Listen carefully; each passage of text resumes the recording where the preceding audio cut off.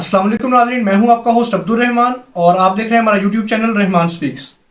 आज बात करें कुछ इंपॉर्टेंट डेवलपमेंट्स के ऊपर। सबसे पहले फौज चौधरी साहब की गिरफ्तारी हुई है, उसके बाद इलेक्शन कमीशन की डेट अनाउंस हुई है और उसके बाद जो पीपल पार्टी का और दीगर जमातों का जो मुतालबा है कि लेवल प्लेइंग फील्ड मिलनी चाहिए, इन सब बातों पर हम डिटेल से गुफ्तगू करेंगे, तो आपने काइंडली वीडियो को आखिर तक देखना है।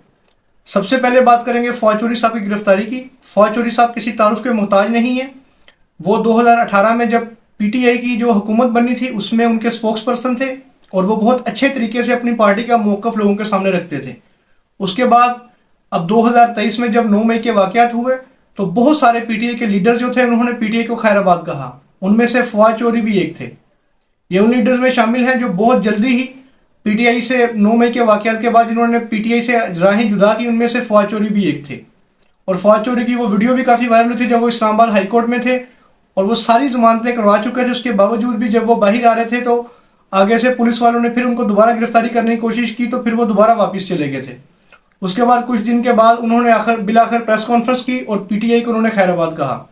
उसके बाद उन्होंने इस्तेकाम पार्टी को ज्वाइन किया और जब इशाइया रखा, जहांगीर तरीन साहब, अलीम खान साहब के जो कॉम्बिनेशन के बाद प्रेस कॉन्फ्रेंस भी थी और एक निजी होटल था उसमें जब एक इवेंट करवाया गया था, तो उधर भी वो बहुत वायरल रहे कि उनके जो एक्सप्रेशंस थे कि जब उन्होंने पार्टी ज्वाइन की है, कभी वो मुंह छुपा रहे थे, कभी वो अनकंफर्टेबल फील कर रहे थे, तो वो भी बहुत वायरल रहा। उसके बाद कुछ जो लोग थे जिन्होंने इस्तेकाम पाकिस्तान पार्टी को ज्वाइन किया था, उन्होंने जब कहा कि फौज चौधरी साहब उसका हिस्सा है, तो उसके बाद कुछ दिन के बाद उन्होंने तरदीद की उसकी कि वो फौज चौधरी साहब जो है वो इस्तेकाम पार्टी का भी हिस्सा नहीं रहे।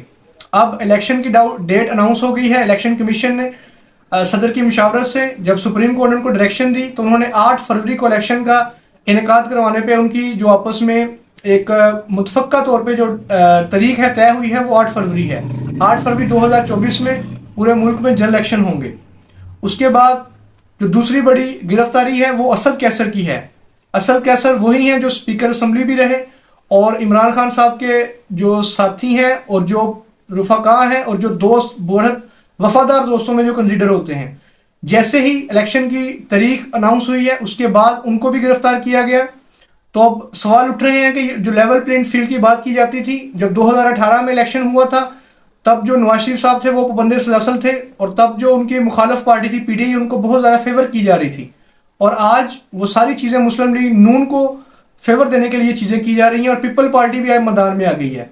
उन्होंने भी कहा है कि इलेक्शन फ्री एंड फेयर होने चाहिए और मैं एज अ पाकिस्तानी हमारा भी यही मुतालबा है कि इलेक्शन फ्री एंड फेयर होने चाहिए, क्योंकि जब तक इलेक्शन फ्री एंड फेयर नहीं होंगे, जब तक हमारा अपना मुंतखब नुमाइंदा हमारे वोट्स के साथ आए, वो प्राइम मिनिस्टर जब तक नहीं बनेगा तो वो मुश्किल डिसीजन कैसे लेगा।